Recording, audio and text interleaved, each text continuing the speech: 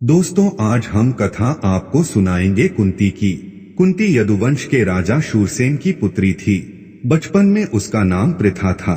राजा शूरसेन के फुफेरे भाई कुंतीभोज निःसंतान थे। उन्होंने कुंती को गोद लेकर उसका पालन पोषण किया।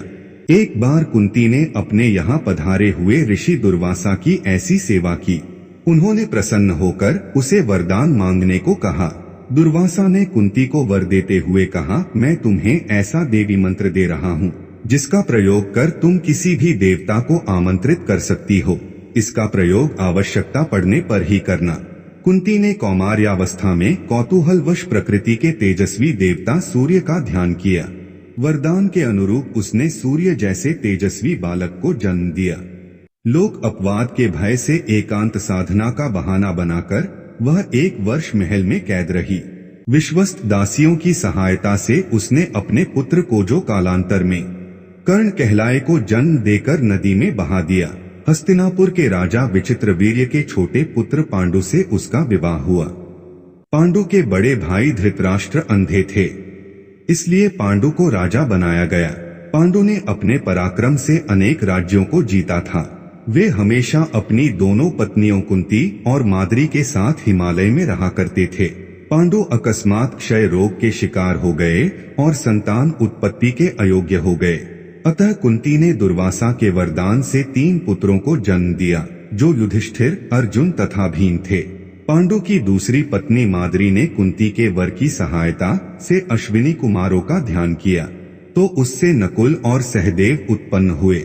पांडु की मृत्यु के बाद कुंती और माद्री दोनों ही सती होना चाहती थीं, किंतु माद्री ने कुंती को अपने दोनों पुत्रों का भार सौंप दिया और वह पांडु के साथ सती हो गई। कुंती बहुत परोपकारी थी। एक बार एक ब्राह्मण ने कुंती को नरभक्षी वक्र राक्षस के अत्याचार के बारे में बताकर उससे मुक्ति का उपाय पूछा। कुंती ने भीम को उस राक्षस का संहार करने को भेजा और शक्तिशाली भीम ने उस राक्षस को मार डाला। महाभारत के युद्ध के समय कुंती अपने पुत्रों के मरने के ख्याल से सिहर उठती थी। उसने कृष्ण की सहायता से दुर्योधन को संधि प्रस्ताव भेजा था ताकि युद्ध ही न हो, किंतु दुर्योधन ने उसे ठुकरा दिया था। कुंती ने राज्य छिन जाने, जुए में हारने, अपने पुत्र कर्ण के अपमान को, कुलशील बहू द्रौपदी के अपमान को झेलने का कष्ट सहा था। कुंती ने भी द्रौपदी के अपमान का प्रतिशोध लेने हेतु पांडवों से कहा था। कौरवों द्वारा लाक्षागृह में आग लगाए जाने पर किसी तरह उसने तथा 5 पांडवों ने अपनी जान बचाई थी। कुंती ने अनजाने में ही अपनी बहू द्रौपदी को 5 पांडवों की पत्नी बनने के वचन से बांध दिया था। कुंती पुत्र होकर भी कर्ण जीवन भर लोकनिंदा के भय से अपमान और दुख सहता रहा। अपने पुत्र कर्ण की अपमानजनक दशा को देखकर कुंती भी बहुत रोती थी। लोकनिंदा के भय से उसने जन्मजात कवच और सोने का कुंडल धारण किए हुए कर्ण को अंत तक अपना पुत्र न कह पाने की पीड़ा भी झेली। कर्ण के समक्ष 5 पांडवों की प्राण रक्षा की भीख मांगकर पुत्रों के प्रति अपने स्नेह को प्रकट किया।